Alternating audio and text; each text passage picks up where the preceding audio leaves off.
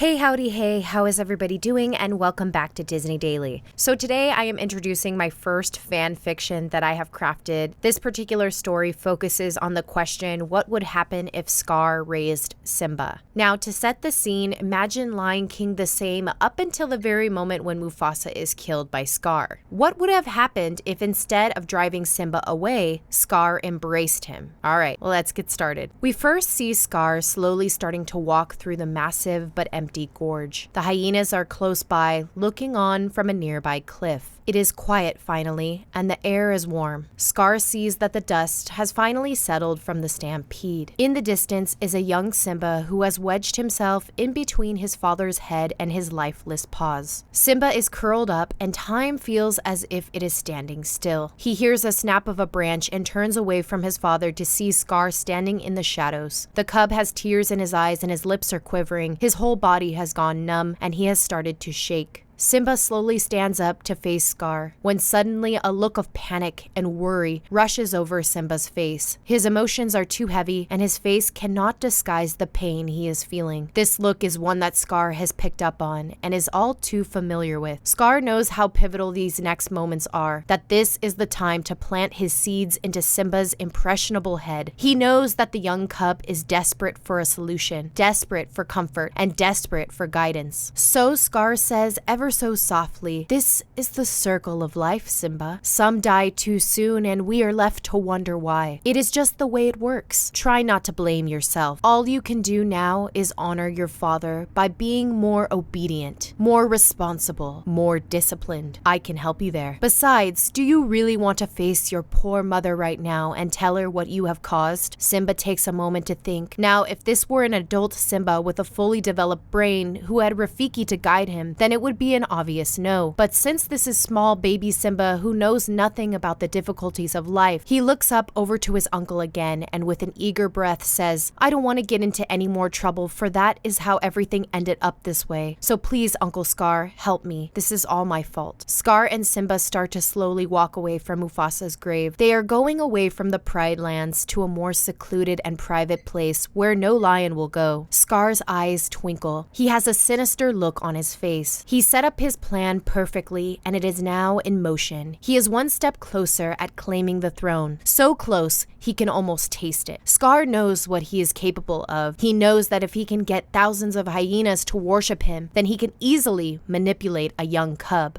Scar is intelligent and strategic. He knows how to play on the young cub's emotions and turn him into an accomplice. The accomplice who will help him secure his rightful place as king. The two continue to walk in silence, dirt kicking up behind them as they go. The sun has started to set and cold wind fills the air. Simba is walking with his head down, with his eyes open ever so slightly. Now, that is part one of my very first ever fan fiction. If you thoroughly enjoyed it and want more, please say so in the comments down below. As always, thanks for being my guest here at Disney Daily. Until next time.